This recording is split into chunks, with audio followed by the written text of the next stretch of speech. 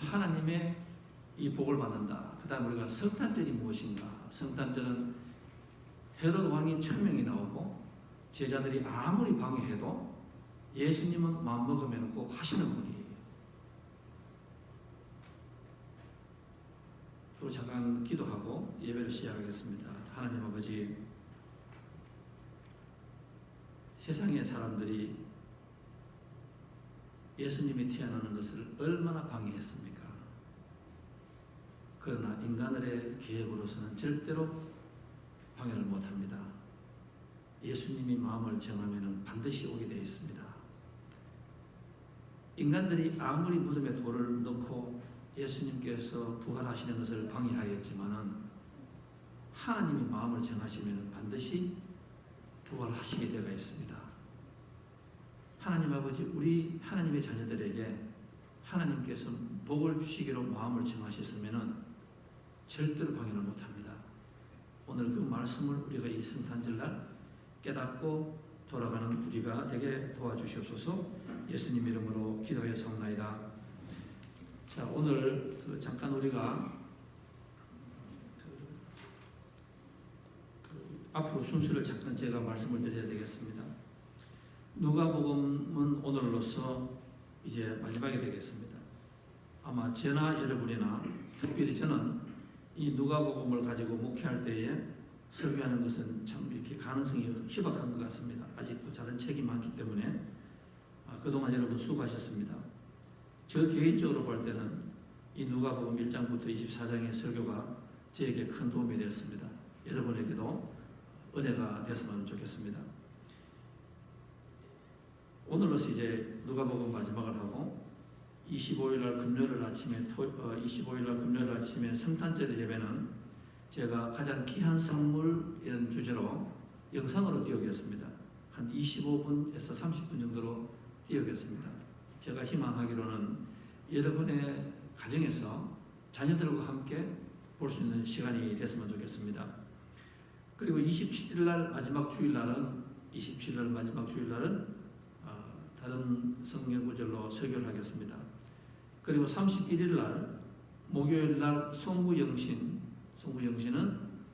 제가 또 영상으로 여러분에게 띄우겠습니다. 그리고 1월 3일 2021년 1월 3일 첫 번째 주일부터는 사도행전으로 넘어가겠습니다.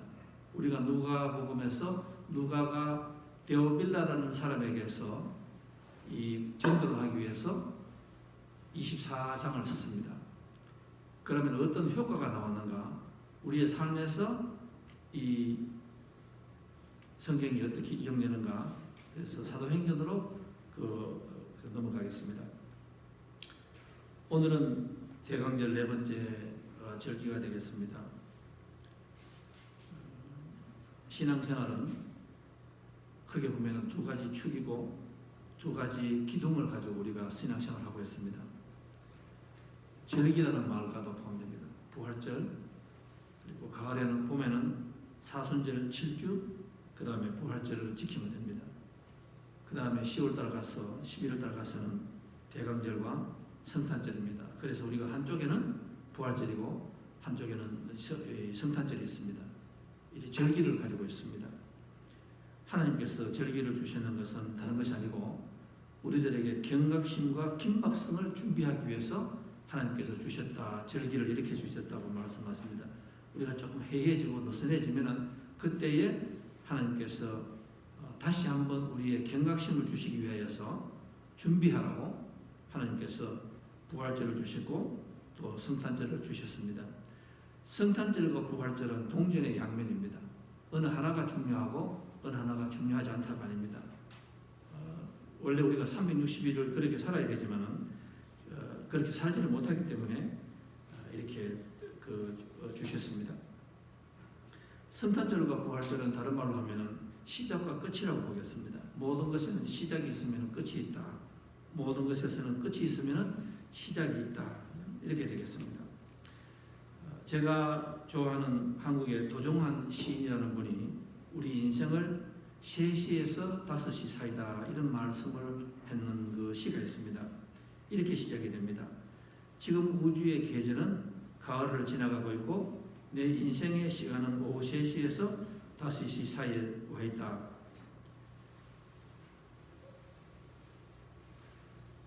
내가 아직 어두워지기까지 몇 시간이 남아있다는 것이 너무 고맙고 해가 저물기 전에 구름을 물들이듯 찬란한 노을과 황홀을 한 번은 허락하시는 생각만으로도 기쁘다. 머지않아 겨울이 올 것이다. 아직도 내게는 몇 시간이 남아있다. 지금은 3시에서 5시 사이다. 참 은혜가 되는 말씀입니다. 저와 여러분이 살아가는데 이제 오후 5시가 다 돼갑니다. 5시 다 돼가는데 그래도 지금 3시와 5시 사이에 있다. 아직도 희망이 있다 이 말씀이죠. 아직도 막차를 잘 타서 우리가 우리의 삶을 뒤돌릴 수 있다. 지금까지 잘 살아오신 분들은 승리를 굳히면 됩니다. Solidify our lead 게임에서 이렇게 할 수 있고 또 조금 부족하면은 전세를 뒤집을 수 있다. 막판 뒤집기를 할 수가 있다. 패자 부활전을 할 수 있다. 이렇게 될 수가 있습니다. 우리 예수님도 보시면은 30년을 사시고 그 다음에 3년 참 열심히 또 사역하셨습니다. 그죠? 우리가 모세를 보면은 120을 살았는데 40살까지는 그래 살았고 그 다음에 80살까지는 미디안 광야에서 살았습니다. 마지막에 모세가 잘 살았습니다. 예수님께서 그 인간을 변화시킬 때 항상 하시는 말씀이 그 18번이 있었습니다. 예수님의 방식이 뭔가 하면은 신발을 벗기게 하였습니다. 옛날 신발, 고집, 아집을 다 벗게 하고 새로운 삶을 살게 했다. 새로운 삶을 살겠다. 이렇게 되겠습니다. 제가 여러분에게 항상 주부에도 말씀드렸지만은 우리는 D-Day와 B-Day를 잘 생각해야 된다. 1944년 6월 6일 날 아이젠하워 장군이 연합군을 이끌고 2차 세계대전을 끝내기 위해서 놀만디 상륙작전을 감행하였습니다. 함선 1200척, 항공기 1만 대, 상륙배 4126개, 수송선 804개, 그리고 연합군 16만 명의 군인을 데리고 어마어마한 군사작전을 유럽으로 들어갔습니다. 그런데 그 D-Day가 6월 6일 날이지만은 D-Day가 끝나는 날은 아니죠.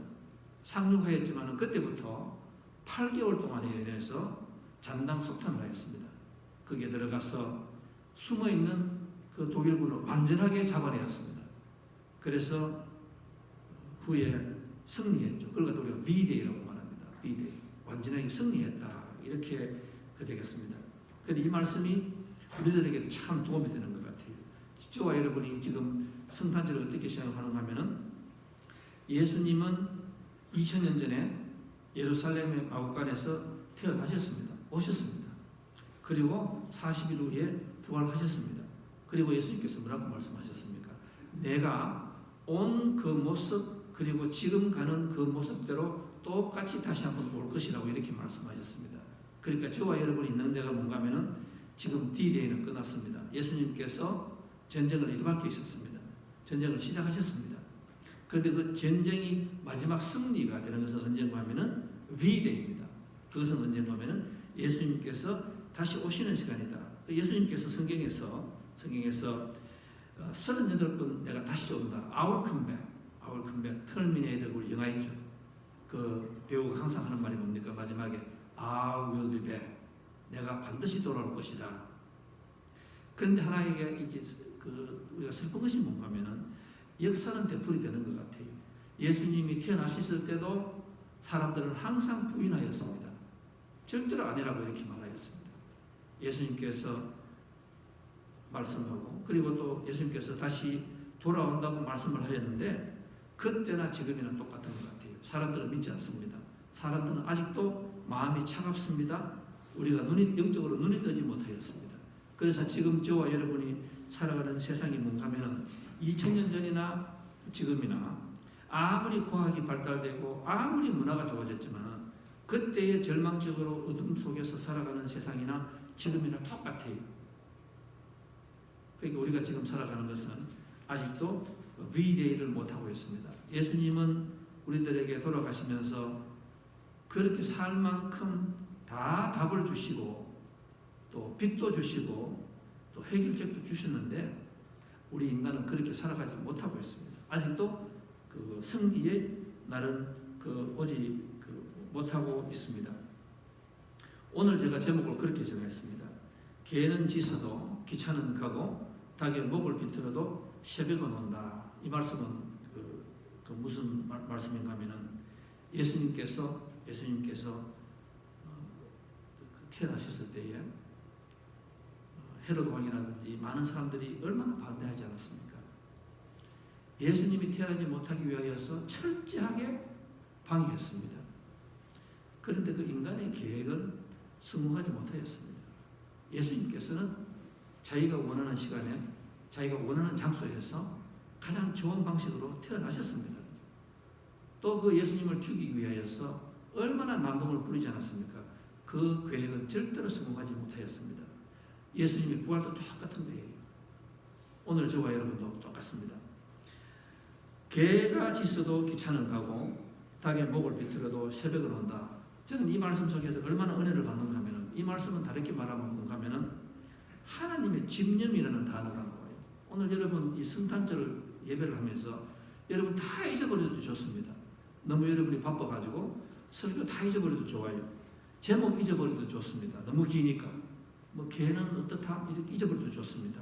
닭의 목을 비틀어도 좋아요. 그러나 하나님의 집념이라는 이 단어 여러분께서 꼭 기억하시면 좋겠어요. 우리가 집념이라는 단어를 쓰면 야곱이라는 사람이 생각납니다. 이 야곱은 집념이 많은 사람이에요. 이 야곱은 뭔가 성공해보려고 했습니다. 마누라 하나 구하는데도 20년 고생했습니다. 토요일날 새벽기도 여러분 제가 영상을 이렇게 보내드렸는데 기억이 나시는지 모르겠어요. 자기가 부인 하나 얻으려고 7년 고생했습니다. 또 하나 얻으려고 또 7년 했습니다. 이 사람은 뭔가 자기가 하나 꼭 성취하려고 이룩하려고 엄마 뱃속에서부터 형 다리를 잡아놓은 사람이에요. 내가 먼저 나가기 위해서. 굉장히 야심이 많은 사람입니다. 그런데 이 야곱은 이 집념을 했는데 결국에는 이 집념 때문에 고생하는 사람이 이 야곱이에요. 제가 이 말씀을 들으면서 저를 바라보고 제가 우리 성도님들을 이렇게 바라보는 거예요. 참 집념이 많아요. 어떻게 하는지 내가 미국에 성공해보려고 새벽에 아침에 일어납니다. 내 머리를 막 씁니다. 야곱 빵칩니다. 꼼수. 어떤 수를 다 써보는 거예요. 주판을 얼마나 잘 누르는지 모릅니다. 이 계산이 얼마나 빠른지 몰라요. 그런데 어느 날 이렇게 가보니까 참 내가 노력한 만큼 내가 얻지를 못해요. 그래서 내가 생각합니다. 왜 이럴까? 왜 이럴까? 여러분 아브라함부터 이렇게 보시면은 집념 없는 사람이 없어요. 참 집념들이 많아요.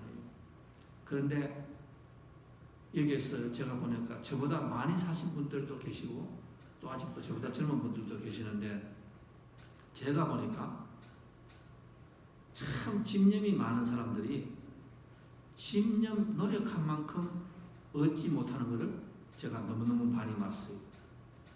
그러면 여러분 그런데 아브라함을 성공했거든. 이 아브라함 같은 사람을 하나님께서는 그 12명의 자식들을 봤잖아요. 세상에 못난 사람들이 아브라함의 못난 자식 아니에요. 엄마가 4명이니까 끊임없이 집안에서 편견으로 싸웁니다. 엄마 좋아하는 자식, 또 아버지가 좋아하는 자식, 편애하는 자식, 또 몸종이 좋아하는 자식, 그러니까 얼마나 싸우고 난리를 쳤습니다.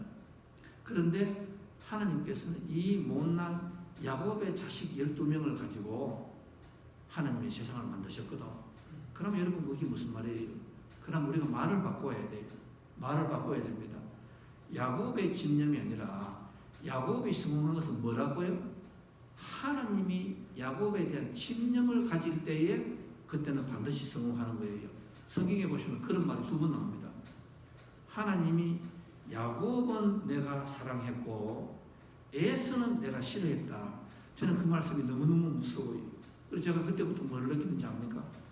제가 우리 성도들 이렇게 뵐 때마다 제가 제 자녀를 이렇게 기도할 때마다 뭐를 하는가 하면은 하나님 아버지 빨리 가능하면 일찍부터 저 녀석의 또 저 성도님의 저 집념, 저 야심, 저 자신 이거를 꺾게 해주십시오. 왜냐하면 그 끝은 너무나 좋지 않기 때문에. 그럼 뭐 합니까? 빨리 끊어버리고 저 사람이 하나님을 야곱처럼 약복강해서 붙잡아서 하나님의 집념으로 저 자식을 키워주십시오. 하나님의 집념으로 저 가정을 역사해 주십시오. 제가 기도하는 거예요. 하나님의 집념이 무섭습니다. 여러분 아브라함도 한번 보실까요? 아브라함도 보시면은 세상에 자기 마누라를 성경에서 자기 마누라를 이용하여서 재미를 보려고 한 사람 제일 1번이 아브라함 아닙니까 여러분? 그리고 그 자식이 또 이삭이잖아요. 자기 마누라를 해가지고 남한테 앞장 세워서 한미천 잡으려고 했는 사람이 아주 파렴치한 사람이 아브라함이지 않습니까? 그런데 이 아브라함이라는 사람이 믿음의 조상이 되었습니다. 어떻게 되었습니까? 아브라함의 집념이 아니에요. 하나님의 집념이 무서운 거예요. 하나님이 그 사람을 한번 하려고 마음먹으면 끝도 없습니다. 제가 그냥 몇 가지 한번 볼까요? 출애굽할 때에 모세를 하나님께서 출애굽할 때 어떻게 했습니까? 하나님께서 모세의 집념 아니에요. 우리 그 잘못 생각하는 거예요. 모세가 어떻게 해서 이 사람을 따라라 이래서 출애굽했다. 그 성경 잘못된 거예요. 아마 모세의 집념을 했으면 이스라엘 사람은 다 죽었어요. 다 죽었어요. 그런데 감사한 것은 하나님께서 집념이 얼마나 강한지 10개의 재앙을 통해서 이스라엘 사람들을 해방을 시켰었습니다. 나오미하고 또 그 룻 한번 보십시오. 다윗도 보시고 다니엘도 보시고 다니엘이 사자 불 속에 들어갔습니다. 그런데 다니엘이 욕심이 많고 야심이 많으니까 결국 그 결과가 어디예요? 불 속으로 뛰어 들어갔잖아요. 타 죽을 수 있었잖아요. 사자굴에 들어갔습니다. 그런데 하나님께서는 우리가 가만히 생각하면은 저는 이 말씀을 들으면서 저를 보고 저 자식을 보는데 여러분들도 가능하면은 참 멀리 듣지 마시고 이 말씀을 가지고 내 삶을 한번 돌아보세요. 당연히 돌아보세요. 내 욕심으로 키웠더니만은 자식들이 사자굴로 내가 잡아였는 거예요. 불 속으로 잡아였는 거예요. 타 죽을 뻔했는 거예요. 그런데 이 다니엘의 결국 성내는 뭔가 하면 하나님의 집념이 있어. 하나님이 이 다니엘을 결코 놓지 않는다 이렇게 말하는 거예요. 얼마 전에 그 정경화 씨가 한국에서 제일 그 바이올린으로 잘하는 사람, 이분은 연세가 많더라고. 근데 이분이 아주 재밌는 간증을 하대요. 자기가 사람들은 내가 참 이 바이올린을 연주를 많이 해서 했는데 그래서 나보고 집념이 많다고 말하는데 나는 내 집념 때문에 내가 결혼해도 크게 내가 소리를 받고 내 자식도 내가 망칠 뻔했고 자식하고 멀어졌고 이 집념 때문에 내가 큰일 날 뻔했다. 아우 제가 그 말씀 들으니까 아우 나를 바라보는 것 같은 거예요. 참 저 간증을 하기가 힘든데 근데 그분이 그렇게 말하대요. 자기는 자기 엄마의 집념에 대해서 하나님의 집념에 대해서 내가 너무 감사한다. 그래서 그것이 어떻게 시작하는가 자기가 이 바이올린을 칠 때에 6번이나 자기가 스탑을 하기로 했대요. 줄을 다 끊어버렸대. 너무너무 싫어서. 그럴 때마다 엄마가 와서 그렇게 말하더래요. 내하고 잠깐 걷자. 그러면서 이 바이올린을 다시 하게 해줬다. 나는 내 자신에 대해서 6번이나 포기했는데 나를 포기하지 않은 내 엄마 아버지의 집념 하나님의 집념이 되는 거예요. 여러분 참 저도 감사해요. 저도 어릴 적에 제가 그 태권도를 조금 배웠어요. 여러분 금대표는 없습니다. 근데 제가 가만히 보니까 저는 하다가 중간에 그만둬버렸어요. 그러니까 아무것도 되잖아요. 그런데 저 아는 친구는 보니까 그 부모가 그 아버지가 끝까지 이 집념을 가지고 데리고 갔어요. 그래서 그 벨트도 타고 미국에 가서 태권도로 먹고 살더라고. 그러니까 이 아버지의 집념, 이 정경화 씨가 하는 말이 아버지의 집념이다. 그래서 자기가 자기 자녀하고도 얘기하다가 하나님의 집념으로서 이 자녀를 키웠는데 자기는 물러서고 하나님의 집념이 그만큼 키워졌다 이렇게 말합니다. 우리가 그 성경에 보면은 그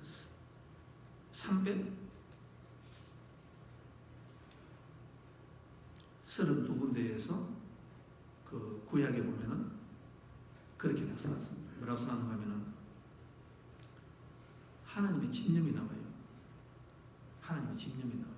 뭐라고 나오는가 하면은 내가 반드시 내 자녀를 내가 성공시킨다고 말씀하죠. 여러분 제가 쉽게 합니다.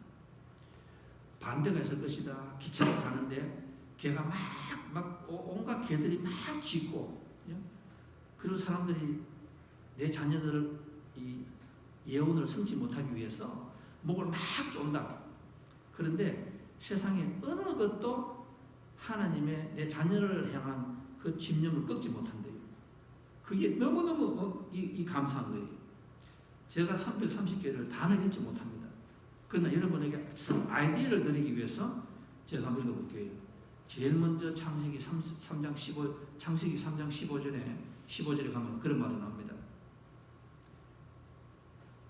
여자의 후손은 너 머리를 상하게 할 것이요 너는 그의 발꿈치를 상하게 할 것이니라. 하나님께서 지금 준비하시는 말씀입니다.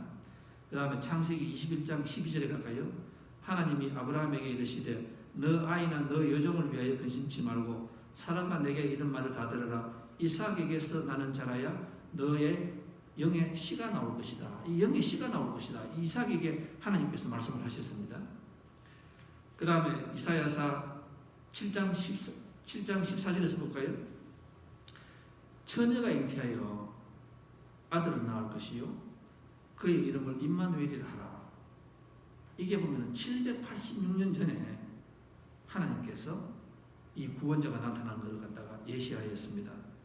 이사야서 9장 1절에 가면 이런 말이 있습니다.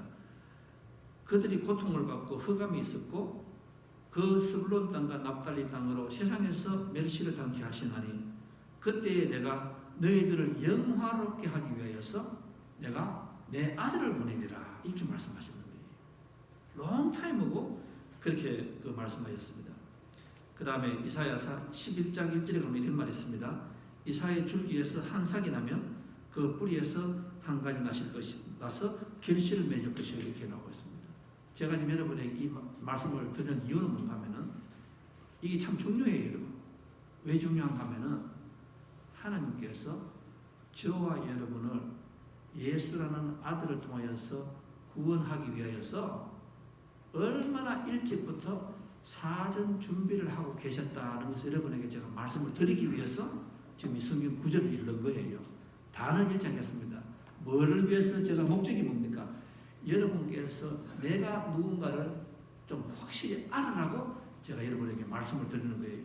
마지막으로 이런 성경 구절이 있습니다.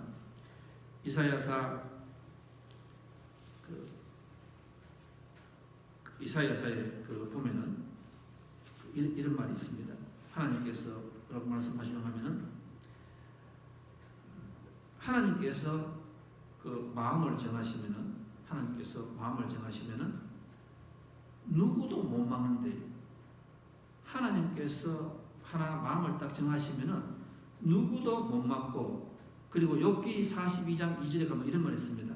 무슨 계획이든지 하나님께서 마음을 정하시면은 다 이루어진다 이렇게 말하였습니다. 저는 이 말씀을 들으면서 참 이게 얼마나 은혜가 되는지 모르겠습니다. 여러분 혹시 미국 갔는데 대통령이 이렇게 말합니다. 당신 아들 내가 책임지겠다. 당신 아들 내가 지금부터 책임지겠다. 여러분 그 필링이 얼마나 좋지 않습니까? 우리는 백도 없고 아무것도 없는데 미국의 제일 높은 사람이 그렇게 말하는 거예요. 염려하지 말아라. 내가 너 자식을 책임지겠다. 끝까지 책임지겠다 이렇게 말하는 거예요. 그게 얼마나 좋은지 모르겠습니다. 그런데 대통령은 4년 임기가 나가지만은 많아야 8년이지만 오늘 영원하신 하나님께서 뭐라 하는가 하면은 너 자식을 내가 책임지겠다. 환란이 올 것이다. 어려움이 올 것이다. 그러나 내가 너의 자식을 향하여서 이 축복을 안고 달려가는데 거기서는 어떤 사탄이나 개가 짖어도 기차는 끊임없이 가는 거예요. 역을 향하여서. 다른 목을 아무리 비틀고 하야지만은 새벽이 온다 이 말입니다. 무슨 말입니까? 우리 자녀를 향하여 하나님의 집념이 그만큼 강하다 이렇게 나옵니다. 여러분 그 얼마 전에 그 제가 그 한국의 음악 그룹인 BTS라는 그룹이 있습니다. 그 CNN에서 원래의 인물이라고 이렇게 말하면서 이 BTS에 대해서 잠깐 나왔더라고요. 그 나왔는데 거기에서 이 청년들이 그 이런 노래를 불렀는데 그 이렇게 춤으로 보지만은 미국의 그 많은 젊은 아이들이 이 노래를 듣고 막 우는 그 장면이 이렇게 나와요. 그래서 제가 이렇게 생각했습니다. 저게 뭘까? 저게 뭘까? 지금은 하나님의 말씀을 아무리 전해도 저렇게 가슴을 막 뜯으면서 회개하고 막 통곡하고 그리고 나중에는 막 웃는 그런 그 장면이 초대교회는 있었는지 몰라도 또 부흥회는 있었는지 몰라도 참 없는데 어떻게 저 젊은 아이들이 저 BTS가 저 노래를 하는데 저렇게 가슴을 찌고 막 웃을 부를까? 이 BTS 하는 사람들은 저하고는 시대 차이가 많이 납니다. 그죠? 그런데 거기에 그 노래 제목이 이런 노래가 있습니다. 피와 땀과 눈물. 제목이 그거예요. 피와 땀과 눈물이다. 노래가 이렇게 나옵니다. 내 피, 땀, 눈물, 내 마지막 춤을 다 가져가. 계속해서 그 말 나와요. 내 피, 땀, 눈물, 내 차가운 숨을 다 가져가. 그리고는 그 다음에 뭐가 나오는가 하면은 그러나 나는 원해. 계속해서 원하는 말이 나오고 뭐가 나오면 많이 원해. 자꾸 이렇게 나오는 거예요. 이 단어가 계속해서 나옵니다. 너무 심플해요. 그리고 2절에 가면 또 나옵니다. 내 흘린 눈물, 춤을 다 가져가. 내 실망 다 가져가. 그러나 나는 원해 이렇게 나옵니다. 이 친구들이 그 인터뷰에서 그렇게 말하대요. 한 친구는 그 고향에서 빈손으로 달러 왔대요. 빈손으로 달러 왔다. 그 이야기인데 자기 그 서울로 왔는데 물정이 몰라가지고 아버지와 함께 택시를 타고 올라가다가 사기를 당했다. 그리고 밥 먹을 것이 돈이 없어서 아버지와 같이 길에서 막 펑펑 울었는 이야기. 그 이야기를 하는 거예요. 그 다음에 좁은 지하 연습실에서 모여가지고 하루에 10시간 이상 춤과 노래를 연습했대요. 하루 10시간 이상 연습했답니다. 살기 위해서 노력을 했다. 살기 위해서 노력했다. 그러니까 얼마나 고생했습니까? 그런데 그 친구들이 그렇게 말하대요. 자기들 항상 하면서 뭐 했는가 하면은 열심히 노력하면은 죽도록 노력하면은 반드시 대가가 있어. 죽도록 노력하면 반드시 대가가 있어. 근데 제일 안 되는 것은 막 중간에 이야기가 돌는데요. 집으로 너희들 그런 가치가 없어. 그만 돌아가. 지금 너만한 가수는 많해. 막 그런 말을 막 한대요. 그리고 막 배가 고플 거 아닙니까? 그런 때마다 이 친구들이 하루에 10시간씩 연습을 했대요. 죽을 만큼 연습을 했는 거예요. 죽을 만큼 연습했는 거예요. 그런데 그 연습을 하면서 뭐가 하시는 거면 항상 자기들이 마지막에 밤 10시에 잠을 자기 전에 상상의 꿈을 꾼대요. 그 매니저가 와서 이야기한대요. 너희들이 언젠가는 저 무대에서 세상에서 제일 잘하는 가수가 될 것이다. 도저히 상상할 수 없는 그런 꿈을 꾸라고 한대요. 그러면은 이 친구들이 그 꿈을 꾸는 거예요. 그리고 또 다음날 되면 배가 고프고 힘들지만 또 일어나서 10시간씩 여러분 제가 볼 때 그거 쉽지 않은 것 같아요. 이 10시간을 또 연습하는 거예요. 그리고 나왔더니만 나중에 대해서 어느 날 이 BTS가 이 세상을 지배하는 사람이 됐다. 한국에서도 지금 군대를 처음으로 문화 그 가수로서는 군대 안 가도 되고 한 연기를 시켜가면서 이렇게 그 만들었다. 근데 그 마지막에 그 BTS가 이렇게 말하대요. 자기 엄마가 항상 지난 6, 7년 동안에 자기가 배고프고 할 때마다 10편, 27편을 보냈습니다. 10편, 27편을 보냈다. 그리고 또 그 제목에 보면 이렇게 말했습니다. 너희들이 꿈이 뭡니까? 이렇게 말하니까 자기들이 어릴 적에 자기들 오늘 이렇게 만드는 것은 헤르만 헤세의 데미안입니다. 여러분 그게 누군지 압니까? 헤르만 헤세 이 친구들이 대단한 친구예요. 자기들에게 꿈을 준 것이 헤르만 헤세의 데미안이래요. 여러분 데미안이 뭡니까? 저와 여러분이 한국에 있을 때에 청소년 할 때에 자질하고 막 갈 데가 없을 때 그 데미안이 우리에게 한 말은 뭡니까? 살아남기 위해서는 내 속에 있는 그 세상에서 알을 깨고 나와야 되는 거예요. 내가 가슴이 아픕니까? 내가 절망합니까? 꿈이 없습니까? 깨고 나오라의 말씀이에요. 투쟁을 하라의 말씀이에요. 나와서 새로운 인물이 되라의 말씀이에요. 고린도 후서가 그 말 아니에요? 내 있는 것에서 내가 깨어 나와야 되는 거예요. 근데 어떻게 깨어 나와야 됩니까? 하나님께서 나를 와치하고 계시고 하나님께서 나에 대해서 어떤 꿈이 있다는 그 생각이 없이는 우리가 절대로 그 아래서 깨어나오기 힘든 거예요. 그러면 이 데미안하고 10편, 27편을 하면 뭡니까? 이 BTS를 만든 것은 뭔가 하면은 실망과 또 어려움과 또 희망 사이에 있는 거예요. 인생은 셋시와 다시 사이에 있는 거예요. 그런데 이 사람들이 셋시만 보면은 절망입니다. 그러나 그 와중에서도 항상 꿈을 바라보는 거예요. 그리고 꿈을 바라보고 가만히 이렇게 안주하고 태평스럽게 이렇게 놀지 않았습니다. 하루 10시간씩 뼈 깎는 노력을 했는 거예요. 그 말은 성경으로 치면 저와 여러분은 무슨 말입니까? 저와 여러분들도 지금 이 성탄절을 앞두고 희망과 절망 사이에 있어요. 어려움과 소망 사이에 있다니까. 그런데 그걸 모르면 우리가 되지 않잖아요. 그럼 어떻게 해야 됩니까? 우리가 한 눈으로서는 하나님께서 언젠가는 오신다. 반드시 오신다. 하나님께서 우리를 집념을 가지고 계신다. 이걸 우리가 항상 깨달아야 돼요. 그러면 그걸 가지고 가만히 있어야 됩니까? 천만의 말씀. 뭘 해야 됩니까? 하나님이 우리에게 집념을 가지고 계신 것을 봤으면 우리가 더 남들과 달리 기도하고 말씀 사모하면서 하루에 10시간씩 이 가수들이 춤추고 노래 배웠듯이 우리도 매 순간 우리의 눈이 미래에서 벗어나지 않도록 하나님의 집념을 바라볼 수 있도록 자꾸 말씀을 묵상하는 이 말씀을 제가 여러분에게 드리고 있는 거예요.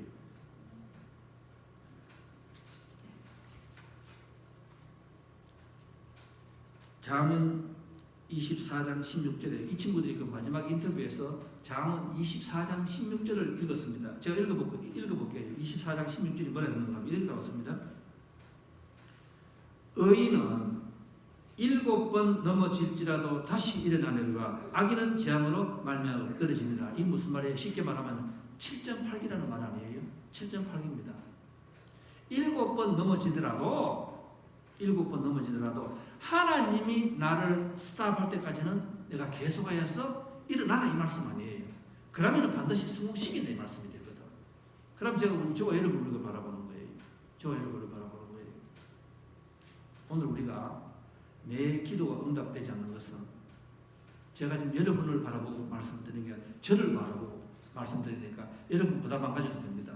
그러나 여러분께서 저 사람을 통하여서 반면교사, 저 사람의 아픔과 실패를 통해서 여러분에게 도움됐으면 좋겠습니다. 그게 뭔가 하면은 박 목사 같은 사람도 자녀를 키우고 목회를 하면서 이만큼 옵니다. 아직도 갈 일이 요원합니다. 롱웨이 투고, 롱웨이 투고. 제가 꿈꾸던 것이 많이 이루어지지 못하였습니다. 그런데 제가 희망을 가지는 것은 뭡니까? 내 똑똑함과 내 집념이 아니라 내가 나를 위해서 뭘 하겠다 그것이 아니라 하나님께서 나를 불쌍히 여기시고 하나님께서 나에게 약속하시는 거예요. 내가 너에게 가장 가까이 내가 갈 것이다. 아멘. 아무리 후진 너가 있는 마국간 베들레헴의 냄새나는 곳이라도 하나님께서 뭐라고 말씀하셨습니까? 내가 너를 구하기 위하여서, 내가 너에게 빛을 주시기 위하여서, 내가 너에게 따뜻함을 주기 위하여서 어디까지 간다고 말씀하시는 하나님의 그 집념이기 때문에 제가 오늘 또 살아가는 거예요, 여러분. 왜? 나는 실패할 수 있습니다. 나는 실패할 수 있어요. 그러나 하나님께서는 뭐라고 합니까? 네가 나를 붙잡으면은, 야곱이 뭡니까? 환도뼈가 부러질 정도로 하나님을 붙잡았잖아요. 그때는 뭐합니까? 하나님, 이제부터 내가 내 집념을 다 내려놓겠습니다. 내 생각을 내려놓겠습니다. 내가 쩔룩쩔룩 지르고 있습니다. 하나님께서 나를 업고 가십시오. 나를 하나님께서 안고 가십시오. 이 말이에요. 그 집념, 그 집념. 여러분, 한 2주 전에 독일의 한 해안에 시리아에서 난민들이 한 30명 정도가 그 보트 다 죽어가는 그 나무 보트를 타고 얼마나 추운데 그 사람들이 왔어요. 다 다시 내려보내는데 그 얼굴을 보니까 너무너무 먹지 못하고 너무너무 사람들이 죽어가기 때문에 이 독일에서 국민들도 할 수 없이 잠깐 받아줬습니다. 얼마나 먹지 못하고 바다에서 그 파도가 많이 있지 않았겠습니까? 얼마나 추웠겠습니까? 그런데 그 음식을 이렇게 주니까 그 6명이죠. 여러분 보시잖아요. 그 엄마 아버지들이 음식을 탁 주니까 그걸 가지고 자기 자식들한테 다 입에 넣더라고. 자기 자신한테 입에 넣더라고. 그러면서 계속 이렇게 웃는데 이 이빨은 나오는데 얼굴은 보기가 너무너무 민망해요. 그러면서 그 부모들이 뭐라고 합니까? 이쪽 케이만 뭐가 이쪽 케입니까? 그 부모들이 그 와중에서도 자식에 대한 그 집념이 있는 거예요. 집념. 그 집념. 제가 그걸 보면서 참 저 집념이구나.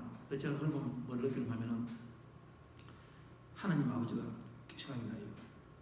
우리를 위해서 그 집념, 그 자식을 살리기 위해서 선지자 19명을 보내고 8,000년 동안에 이사야를 보내고 예레미야를 보내고 다니엘을 보내왔는데 이놈들이 말을 안 들어. 이놈들이 눈이 어두워서 말을 안 들어요. 아무리 해도 말을 안 들어. 자꾸만 고집을 피우네. 자꾸만 꼼수를 피우네. 자꾸만 지가 해보겠다 하네. 그러니까 나라를 빼앗기고 바벨론에 가서 포로가 잡히고 70년 포로 생활을 하고 그래도 또 말을 안 들어. 그러면 보통 부모 같으면 그만두면 되지 않습니까? 죽으라고 놔두면 되는 거 아닙니까? 손들면 되는 거 아니에요. 여러분, 이 크리스마스가 뭔가 여러분 제가 지금 여러분에게 말씀을 드리는 거예요. 크리스마스가 뭐다. 그런데 하나님께서는 집념이 있어. 내가 저놈들을 살려야 되겠어. 내가 저놈들을 살려야 되겠어. 그러니까 마지막으로 뭐가? 마지막 카드를 씁니다. 히든 카드를 씁니다. 내 하나밖에 없는 아들을 하늘나라의 보좌에 있어야 되는 그 아들을 저와 여러분같이 못나고 세상에 제일 못난 이 사람들 배은망덕하고 이 사람들을 위하여서 너무 좋은 데 가면 우리가 다 먹고 갈 것 같으니까 제일 낮은 곳으로 베들레헴 마구간에다가 그 냄새나는 짐승 속에다가 그 아들을 내보내는 거예요. 그 아들을 보내면서 그 아버지가 얼마나 가슴 아팠을까? 그 집념. 거기에서 저와 여러분이 오늘 성탄절을 맞이하는 거예요. 내가 이런 가치가 있구나. 내가 이런 가치가 있구나. 나 같은 사람도 살리기 위하여서 이렇게 했구나. 내 같은 사람을 목사 만들기 위해서 하나님의 그 집념. 여러분 같은 사람에게 이렇게 임직을 시키고 이렇게 저렇게 하시고 가정을 주시는 그 있는 거예요. 조 바이든 그 대통령 이야기가 요즘 전 세계에서 조금씩 합니다. 제가 그 정치 이야기하는 거 아니니까 여러분 안심하십시오. 그 피어스 몰간이라는 기자가 있습니다. 이 사람은 트럼프의 열렬한 지지자였습니다. 이 사람은 기자도 있고 또 톡쇼도 하고 이런 사람이에요. 이분이 그 요번에 그 글을 하나 냈는데 그 글이 지금 미국에 이 복음주의자들에게 굉장히 먹어주고 있습니다. 이분 이야기가 오늘 나오고 있습니다. 제가 이 성탄절을 맞이하면서 세상 사람들은 어떻게 성탄절을 맞이할까? 또 우리 선거진들은 어떻게 맞이할까? 이 조지 그러면서 보니까 이 조 바이든 대통령 이야기가 나왔습니다. 그 피어스 몰간이 그 글과 함께 사진을 찍어냈는데 이 조 바이든 대통령 당선인이 자기가 그 서랍에 가면은 이 조그만 액자가 있습니다. 1972년부터 이분이 어디를 가나 이 액자를 가지고 있어요. 근데 그 액자를 그냥 이렇게 보면 잘 몰라요. 근데 설명을 하고 보니까 아 저기구나 이렇게 나옵니다. 그 액자에는 두 개의 만화가 이렇게 있습니다. 그 만화가 그 뭔가 하면은 그 만화 속의 주인공이 좋지 않은 일이 일어났습니다. 그러니까 그 만화가 뭐라고 나오는가 하면은 Why me? Why not? 그 두 가지가 있어요. 말은 두 가지입니다. Why me? 그 다음에 Why not? 그 Why me가 뭔가 하면은 왜 이렇게 나쁜 일이 난 일어납니까? 그 말을 지금 그 만화 속에서 하는 말이고 그 다음에 또 다른 말은 뭔가 하면 또 다른 카스가 뭔가 하면은 Why not? 근데 이 이야기가 뭐냐 하니까 1972년에 교통사고가 나가지고 아내와 딸을 잃었습니다. 이 조 바이든이라는 사람이. 그래서 다 포기하고 자기가 죽으려고 막 힘도 없대요. 아내도 죽고 딸도 죽고 그렇게 자기도 책임감도 느끼고 막 그런 거예요. 근데 그 아버지가 아주 공부도 많이 못하는 분이고 한데 굉장히 신앙이 있는 거예요. 가톨릭이지만 신앙이 있는 사람입니다. 그래서 아들을 가만히 보니까 아들이 모든 걸 포기하게 되어 있는 거예요. 그러니까 이 아버지가 이 만화를 아들에게 준 거예요. 그러니까 이 조 바이든이 1970년대에 사고가 나는데 아버지가 보니까 자기가 처음에 아버지에게 막 원망했대. 이게 뭐냐고 이게 내가 지금 아버지 지금 내 지금 억장 무너지는 소리입니다. 내가 지금 내 마누라가 죽고 내 딸이 죽고 내 아들 하나가 지금 목숨이 드는 형편인데 왜 이걸 주느냐고. 근데 그 피어스 몰간이 하는 말은 뭔가 하면은 이 조 바이든이 그걸 받고 그리고 나중에는 그 자기 아들 보호가 죽었습니다. 보호가 뇌암으로 죽었어요. 여러분 지금도 이렇게 보시면은 그 양반은 말할 때 보면은 그 자기 둘째 아들 헌터 바이든에 대해서 이야기 잘하는 거예요. 근데 말 끝마다 그게 보면 플러스 마이너스일 것 같은데 우리가 성경에서 보면 그 아브라함하고 그 이삭의 그 편애, 자식 편애하는 항상 보호 이야기가 나와요. 근데 그 아들은 아주 특출해요. 둘째 아들과 달라.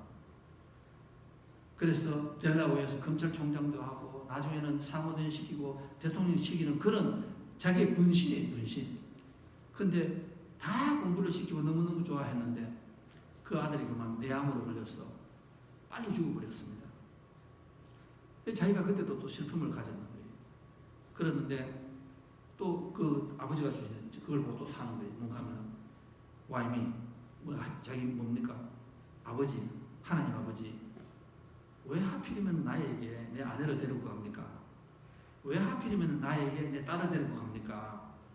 왜 저 많은 사람은 괜찮은데 왜 나에게 일어납니까? 그게 또 하나가 뭡니까? Why not? 왜 그러면 안 되는데? 왜 그러면 안 되는데? 네가 뭔데? 네가 뭔데? 이 조 바이든은 자기가 그렇게 이야기해요. 내 마누라 잃어버리고 내 딸 잃어버리고 그 다음에 내 아들 보호를 잃어버렸는데 자기가 살 수 있는 것은 뭔가 하면은 하나님께서 뭐라 하는가 하면은 하나님께서 왜 너는 안 되는데 왜 너는 뭔데? 자기가 살아나는 거예요. 자기가 살아났다. 그런데 그 인터뷰 마지막에서 뭐라고 하는가 이렇게 써놨습니다. 하나님이 때로는 잘 들어보세요. 하나님이 때로는 우리에게 망치로 막 때릴 수도 있고 하나님께서는 때로는 우리를 도끼로 막 찢을 수도 있고 하나님께서 톱으로 막 자를 수도 있다. 그런데 중요한 건 뭡니까? 그런데 그때에 우리가 그것을 가지고 Why me? 하나님 왜 나에게 이런 상처를 주십니까? 그죠? 우리가 그런 분 많잖아요. 기도 한참 하다가 열심히 신앙생활 하다가 사업 열심히 하시다가 조금 뭐가 잘못되면은 내 마음대로 흔들어버리는 거예요. 다 뒤질러 버리는 거예요. 그리고 하나님한테 가서 Why me? Why me? 왜 나에게 이렇게 일어났습니까? 이렇게 묻는 거예요. 근데 여러분께서 그때에 잠깐 시간을 바꿔서 Why not? 하나님께서 왜 안 되는지 말이에요. 왜? 이 조 바이든 하는 말은 뭡니까? 하나님은 토기장이에요. 아멘. 하나님은 토기장이에요. 우리는 진흙이에요. 우리는 아무런 자격이 없어요. 우리는 흙으로 만들었어요. 하나님은 토기장이기 때문에 그 진흙으로 우리를, 우리 자녀를, 우리 사업체를 하나님이 원하시는 모양으로 만들 수 있는 집념을 가지고 계시고 기술을 가지고 계시고 그분은 권리를 가지고 계시는 거예요. 그런데 그 바이든의 마지막이 뭡니까? 그러나 하나님은 선하시고 아들까지 마구간에서 탄생시키는 분이기 때문에 나는 그분을 믿을 수 있다. 아멘. 여러분 여기에서 저보고 목사님 don't worry. 그럼 제가 여러분을 믿을 수 있습니까? 천만의 말씀. 못 믿어요.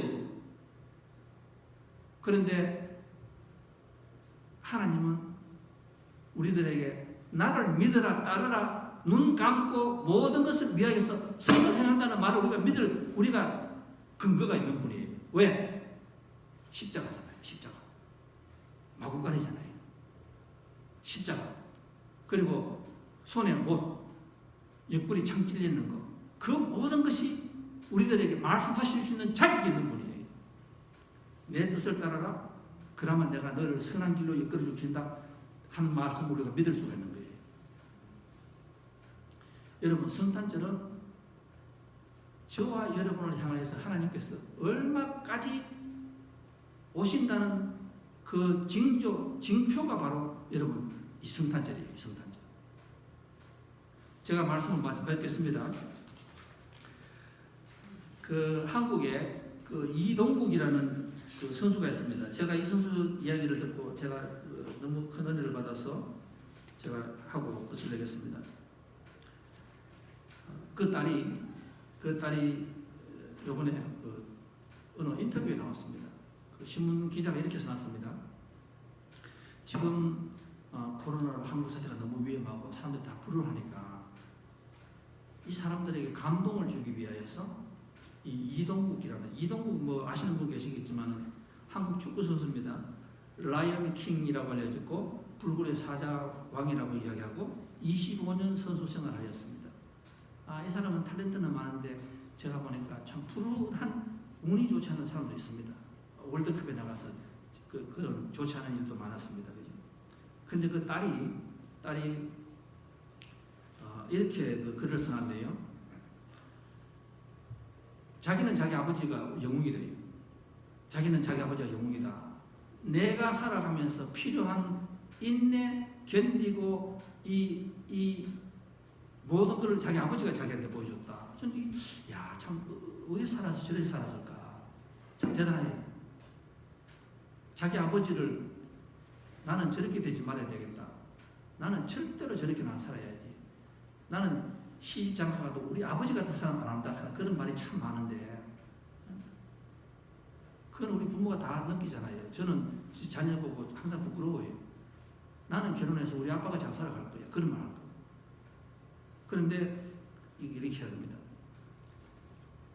이 딸이 테니스를 참 잘 쳐요. 테니스를 참 잘 치더라고요. 근데 이렇게 이야기합니다. 우리 아빠는 로봇 같습니다. 축구만을 위해서 사는 로봇 같습니다. 축구만을 위해서 살아가는 로봇 같습니다. 오전 6시에 일어나서 오후 10시에 잠들 때까지 일정을 분 단위로 계산하면서 훈련, 식사, 수면, 심지어 사우나 시간까지 매일 똑같이 유지하는데 정말 신기했습니다. 조금만 방심해도 우리 아버지는 살이 찐다면서 전적 식사가 끝난 오후 7시 이후에는 아무것도 안 드셨고 어떤 파티에 가도 아버지는 그 규율에서 한 번도 자기가 지금 18년을 살아오면서 한 번도 아버지가 은황을 보지 못하였습니다. 과자나 라면에는 눈길도 안 주셨죠. 그런데 저는 압니다. 우리 아버지가 과자나 라면 얼마나 좋아하시는지 압니다. 그러나 아버지는 안 드신대요. 제가 테니스 선수가 되기로 결심하고 나서 군것질을 멀리해서 그 슬픈데 자기가 자기 아버지를 보면서 깨달았다. 어느 날 물었답니다. 아버지에게. 아빠는 왜 그렇게 재미있게 살아? 여기서 오늘 이 설교 말씀하고 합쳐지는데 이렇게 말합니다. 얘야, 너희 아빠는 축구 선수가 될 만한 그런 아무런 이 재능이 없는 사람이야. 나는 육체적으로 키도 크지 않고 강하도 않고 스피드도 없는 사람이야. 그런데 내가 상을 받기 위해서 내가 우승컵을 타기 위해서 여러분 우승컵이라는 멸류관으로 생각하시고 천국이라고 여러분 계산하십시오. 내가 그걸 타기 위해서는 내가 거기에 방해되는 것은 모든 걸 내가 손해볼 수 있어야 된다. 모든 걸 손해볼 수 있어야 된다. 아버지는 재활도 너무 힘들었대요. 아버지가 부상을 당하면은 아버지는 무릎이 아파서 같이 재활 운동을 했었죠. 아빠가 하루도 빠짐없이 묵묵히 땀 흘려서 저는 감히 엄살 부릴 연무가 안 났어요. 겪어보니 재활이 정말 힘든 게 몸 아픈 것보다도 경쟁자들은 계속 앞으로 발전하는데 나만 뒤처지는 것 같고 전처럼 완벽하게 회복될까 의구심으로 있었는데 그 아버지가 이 무릎이 했는데도 아버지는 그 시간을 딱 정해서 한대요. 딱 정해서 한답니다. 그러면서 아버지가 항상 하는 말은 뭔가 하면은 지금과 미래 사이 3시와 5시 사이 지금 우리 성도님들의 현실과 지금 우리 성도님들의 가정과 자녀의 지금 사이 지금 사업 지금 그 사이와 내가 원하는 그 꿈 사이에는 길이지 않습니까? 그런데 그 길이 있을 때에 아버지가 항상 하는 말은 뭔가 하면은 내 눈 하나는 딸이 이렇게 말해요. 아빠 내 눈 하나는 현실을 바라보고 또 내 눈 하나는 내가 이 모든 것을 이기고 참고 열심히 하여서 노력하고 난 뒤에 다가올 그 상을 항상 바라보라. 상을 바라보라. 그러면 오늘이 해석이 되고 오늘 내가 입니다. 오늘 성탄절날 현실은 만만치 않습니다. 제가 우리 성도 한 분 한 분 보면은 이 성탄절날 기쁘다 구주 오셨네라고 말씀하실 수 있는 분들이 그렇게 많지 않아요. 코로나가 있고 절망과 어둠이 있습니다. 그러나 여러분 기억하시기 바라겠습니다. 성탄절이 뭐냐고요? 성탄절 대강절은 우리가 기다립니다. 뭐를 기다리라고요? 하나님께서 우리를 향하여서 그 계획하시고 우리를 향하여서 그 집념을 우리가 다가옴을 우리가 바라볼 수 있어야 돼요. 그럼 우리는 어떻게 해야 됩니까? 좋아하가요? 아닙니다. 우리는 더 기도하시고 더 믿음 생활 열심히 하시고 참 가슴 아픕니다. 지금 교회들이 문을 닫고 지금 교회에서도 예배를 드리지 못하는 분이 너무 많이 있습니다. 그분들은 뭐예요? 3시와 5시 사이에서 그냥 3시로 돌아가 버리는 거예요. 그러나 오늘 성탄절날 여러분께서 진정으로 여러분 마음속에 예수님을 만날 수 있는 여러분이 됐으면 좋겠습니다. 나를 위하여서 마구간까지 내가 있는 곳에까지 하나님께서 우리를 향해서 그 사랑, 그 집념, 내가 너를 꼭 성공시키리라, 꼭 성공시키리라, 그 하나님의 그 집념의 그 속삭임을 여러분 들을 수 있는 오늘 예배가 되시기를 바라겠습니다. 하나님의 꿈이 여러분에게 있는 꿈이 다 이루어지시는 시작이 되는 성탄절 되시기를 주님의 이름으로 축원드리겠습니다. 다 같이 기도하겠습니다. 하나님 아버지,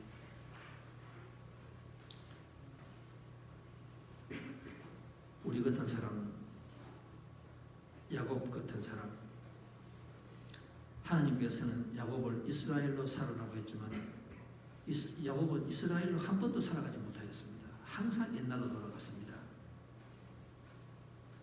야곱은 우리가 말할 때 집념이 강한 사람, 또 생각이 많은 사람, 또 욕심이 많은 사람, 자기 방식 주관이 뚜렷한 사람이라고 말을 하고 있습니다. 그런데 그 끝은 절망과 슬픔이었습니다.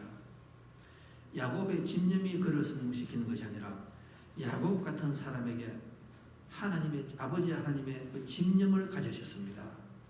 하나님 아버지, 우리의 삶에도 하나님께서 한 사람 한 사람에게 예정하신 그 집념이 이루어질 수 있는 그 시작이 되는 오늘 성탄절이 되게 도와주시옵소서. 다 하나님의 은혜 안에서 우뚝 선 삶을 살아가는 우리가 되게 도와주시옵소서.